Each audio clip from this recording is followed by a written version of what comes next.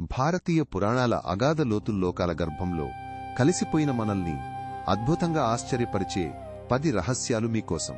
ఈ కథలో కప్పటి పండితుల గ్రంథాలయాల్లో దాగి ఉన్న అపురూప తాళపత్రాల లాంటివి. వాటిని మనం శ్రద్ధగా పరిశీలిస్తేనే అసలు జ్ఞానం ప్రకాశిస్తుంది.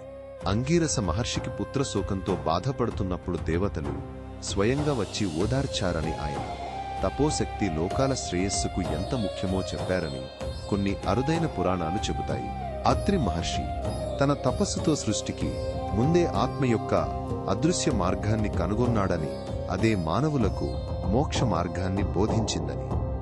మహాభారతంలో భీష్ముడు తన శరతల్పంపై ఉన్నప్పుడు యుధిష్ఠిరుడికి రాజనీతి ధర్మ సూక్ష్మాలు మాత్రమే కాకుండా యుద్ధోత్తర శాంతి గురించి కూడా లోతైన బోధనలు చేశాడని.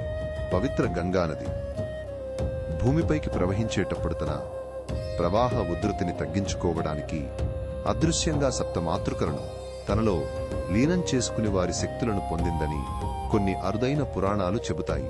శ్రీకృష్ణుడు తన గోపికల తోరాసలీల చేసినప్పుడు అది కేవలం నృత్యం మాత్రమే కాదని, అది విశ్వంలోని సకల ప్రాణులాత్మలు పరమాత్మతో ఐక్యం కావడాన్ని సూచించే ఒక దివ్యమైన ఆధ్యాత్మిక అనుభవమని భాగవతం వివరిస్తుంది.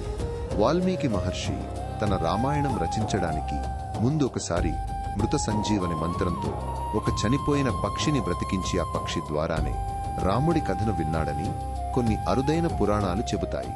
కుబేరుడు సంపదలకు అధిపతి కావడానికి ముందు తన కఠోర తపస్సు తోధన దేవతను ప్రసన్నం చేసుకుని ఆమె నుండి అక్షయ సంపదలను పొందే వరాన్ని సాధించాడని కొన్ని అరుదైన పురాణాలు చెబుతాయి. పరమశివుడు తన గౌరి తాండవ నృత్యం చేస్తున్నప్పుడు ఆయన శరీరం నుండి వెలువడిన స్వేద బిందువుల నుండే సకల ఔషధ మొక్కలు దివ్య మూలికలు ఉద్భవించాయని కొన్ని అగమ శాస్త్రాలు వివరిస్తాయి.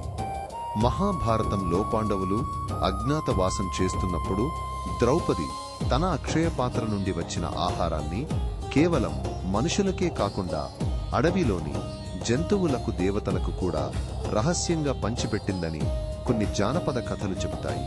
శనిదేవుడు తన దుష్ప్రభావాలకు ప్రతీక కాదని ఆయన కాల పురుషుడి కుమారుడా నిసకల జీవులకు కర్మఫలాలను నిష్పక్షపాతంగా అందించే ధర్మస్వరూపుడు అని కొన్ని అరుదైన పురాణాలు చెబుతాయి.